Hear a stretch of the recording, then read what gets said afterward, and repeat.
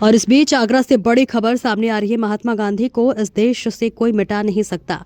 उनकी सोच आज भी योजनाओं में जीवित है। देश भर में हजारों योजनाओं और संस्थान गांधी जी के नाम से चल रहे हैं। संविधान पर हमले का आरोप लगाने वाले खुद संवैधानिक मर्यादाएं तोड़ रहे हैं। सुप्रीम कोर्ट के फैसलों के बाद पीएम और गृह मंत्री के खिलाफ नारे लगे। जेएनयू जैसे संस्थानों में देश विरोधी विचारों को समर्थन का मुद्दा फिर उठा। प्रधानमंत्री नरेंद्र मोदी ने 2014 के बाद गरीब और मजदूर को केंद्र में रखा। गरीब कल्याण योजनाओं से भूख से मौत जैसी घटनाएं लगभग खत्म हुई। ग्रामीण स्वास्थ्य, पोषण और रोजगार को एक साथ जोड़ा गया। मनरेगा कानून में समस्या अनुसार बड़े संशोधन किए गए। अब 100 जगह की 125 दिन का रोजगार देने का प्रावधान। काम न मिलने पर राज्य सरकार देगी बेरोजगारी भत्ता। केंद्रीय राज्य मंत्री प्रोफेसर एसपी सिंह बघेल ने इसे ऐतिहासिक सुधार बताया। विरोध है वो कांग्रेस का है, इसी को लेकर राम के नाम को बदनाम किया जा रहा है और महात्मा बुलाया जा रहा है। महात्मा गांधी को ओवरलेप नहीं कर रहा है। देश में हजारों योजनाएं महात्मा गांधी जी के नाम से। देश में कोई ऐसा शहर नहीं है जहां पर एमजी रोड ना हो, इंक्लूडिंग आगरा। और देश में एक भी शहर ऐसा नहीं है, साइजेबल शहर, जहां महात्मा गांधी जी की मूर्ति ना हो। उदाहरण के तौर से हमारे यहाँ भी प्रतापपुरा चौराहे पर गांधी जी की प्रतिमा है और क्रॉस द पार्टी लाइन हमारे राष्ट्रपिता हैं, इसलिए सभी लोग उनके प्रति अपनी संवेदनाएं व्यक्त करते रहते हैं।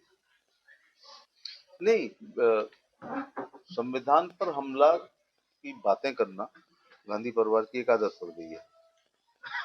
और जबकि अभी जिन लोगों को जेएनयू को सपोर्ट करते हैं, माननीय सुप्रीम कोर्ट द्वारा बेल रिजेक्ट करने पर प्रधानमंत्री और गृह मंत्री के खिलाफ नारे लगे, तो सर्वोच्च संवैधानिक संस्था के फैसलों पर भी आपत्ति करते हैं और ये लोग उसको खंडन नहीं करते हैं। मैं नहीं कहता वो कांग्रेसी थे, लेकिन खंडन करना चाहिए पूरे देश को मिलकर के। तो इससे संविधान की आत्मा और मजबूत होगी, क्योंकि संविधान की प्रस्तावना जिसमें उसकी सोल है वो समतामूलक समाज की, अंत्योदय की, केयर बराबरी की और ग्रामीण स्वराज की बात करती है।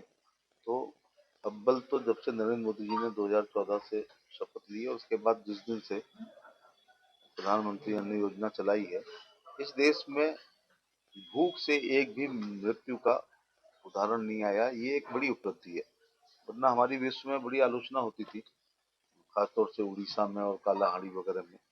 ये बात सच है, भूख से मृत्यु होती थी। राज्य सरकारें पोस्टमार्टम नहीं कराती थी, क्योंकि उसमें पता चल जाएगा कि बड़ी आंत में पिछले 72 घंटे से कोई नहीं है। लेकिन उनकी क्रशकाय शरीर की फोटो ही अपने आप में सब कुछ कहती थी। इसके बाद अभी 25 करोड़ लोग मोदी जी के कार्यकाल में गरीबी रेखा से ऊपर आए हैं और विकसित भारत जी राम जी के लागू होने पर और उसके पैसे और उसके काम के बाद ये संख्या साल भर बाद या 2 साल बाद कभी हम लोग प्रेस कॉन्फ्रेंस करेंगे तो ये 25 करोड़ से ऊपर हो जाएगी। उसके पीछे ये भी कारण है कि अगर 5 किलो गेहूं चावल, अगर 5 लोग घर में 25 किलो ना मिलता तो 25 किलो खरीदना पड़ता। अगर आवास नहीं होता तो आवास में 1,20,000 लगाने पड़ते। शौचालय नहीं था, दे दिया, वरना उसमें 10-15 हजार लगाना पड़ता। गैस सिलेंडर खरीदना पड़ता। इलाज के लिए आयुष्मान कार्ड ना होता तो खुद के पैसे लगाने पड़ते। और 6,000 रुपए तो 11 करोड़ के बढ़ा ही दिए साल में किसान सम्मान निधि से। इन सभी कारणों से जन कल्याणकारी योजनाओं की और इनकी संख्या बड़ी गजब की है। 60 करोड़ के आसपास आयुष्मान लाभान्वित हैं, 11 करोड़ के आसपास किसान सम्मान निधि है, 6.5 करोड़ मकान से आच्छादित हैं। ये सारा पैसा जो दिल्ली का लगा है वो स्व अर्जित पैसे से लगाना पड़ता तो गरीबी से कभी ऊपर नहीं आ पाते। जो उसकी बड़ी आबादी वो नागरिक सुविधाएं मिली और उसकी पर कैपिटा इनकम भी ठीक हो। इस देश में अधिकांश गांव है खेत कल्याण से होकर देश की खुशहाली का रास्ता जाता है। तो इसलिए विकसित भारत की भी नींव है ये। विकसित राज्य मनरेगा के अंतर्गत केंद्र सरकार से ज्यादा फंड खींचते हैं, जबकि कुछ राज्यों को उनकी जरूरतों के बावजूद फंड नहीं मिल पाता। कई राज्य उन्हें आवंटित हुए लेबर बजट को पार कर जाते हैं। वर्तमान में भारत सरकार द्वारा 86,000 करोड़ की विशाल धनराशि खर्च करने के बावजूद कई पंचायतों ने क्वालिटी स्टेटस में कमी दिखी है। कुछ राज्यों में 80 वर्ष से अधिक उम्र के बड़े बुजुर्ग भी मनरेगा में मजदूर के रूप में अधिक संख्या में काम करना दर्शाए गए। इससे पता चलता है कि धन का सही उपयोग पूरी तरह से नहीं हो पा रहा है। पूर्ति के लिए आजीविका गारंटी को 100 दिन से बढ़ाकर 125 दिन किया गया है। विकसित भारत 2047 के नेशनल विजन के हिसाब से एक ग्रामीण विकास का फ्रेमवर्क बना है। पंचायत अब खुली बैठक के द्वारा जनता के द्वारा अपनी कार्य योजना बनाएगी।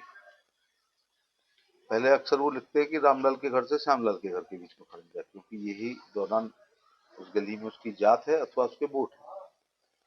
तो अब खुली पंचायत के द्वारा इस पैसे से गांव में अपेक्षित कार्यक्रमों के अनुसार बना करेगा।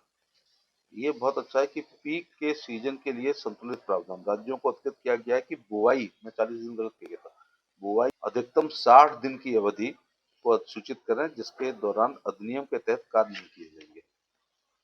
अब उनको काम कहाँ मिल जाएगा? ग्रामीण क्षेत्रों में खेती के लिए आवश्यक श्रम उपलब्ध रहे। तो एक हिसाब से ये रहेगा कि जब खेती के समय मनरेगा का काम होता था तो उनकी चॉइस चलती थी, वो इधर जाएं या उधर जाएं। और अगर आप खेती में काम करेंगे तो प्राइवेट आदमी तभी पैसे देगा जब 10 से 5 पूरा काम ले लेगा, और इधर मनरेगा में हो सकता है हाजिरी लगाने की मिल जाते हों, तो फिर वो मनरेगा पे ज्यादा ध्यान देता था। और लघु सीमांत किसान छोटी जोत वाले तो अपने हाथ से करते हैं, लेकिन थोड़ा बड़ा होने के बाद वो मजदूरों से कराते थे। वो मजदूर को मनरेगा ज्यादा अच्छी लगती थी। अब 125 दिन तो उसको जी राम जी में काम मिलेगा, और 60 दिन, और ये अलग अलग है। जैसे केरल का बुआई कटाई अलग है, तमिलनाडु में रबर और धान और नारियल है, उनके अलग दिन है। उत्तर प्रदेश में इस बेल्ट में आलू के समय बहुत मजदूरों की जरूरत पड़ती है। पंजाब के लगभग मजदूर होगा वो या तो खेतिहर मजदूरी करेगा या मनरेगा में इस जी राम जी में वो काम करेगा। तो ये प्रिंट और इलेक्ट्रॉनिक मीडिया के पत्रकार साथियों, नववर्ष की आप सबको शुभकामनाएं।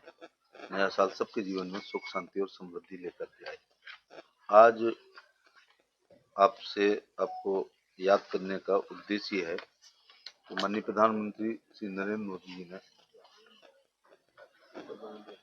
इस देश के मजदूरों के कल्याण के लिए, गांव के विकास के लिए, देहात में की दिशा और दशा बदलने के लिए जो 20 साल पुराना मनरेगा कानून था, उसके विभिन्न क्लॉजों में संशोधन करते हुए विकसित भारत जी राम जी एक विधेयक पार्लियामेंट ने बहुमत से पास किया, जिसमें लगभग 48 घंटे चर्चा में राज्यसभा और लोकसभा में उसके बिंदुओं पर विस्तार से चर्चा हुई। विपक्ष केवल विरोध करने के लिए इसका विरोध कर रहा है, संसद में भी किया, कुछ जगह धरना रैली प्रदर्शन भी हुए।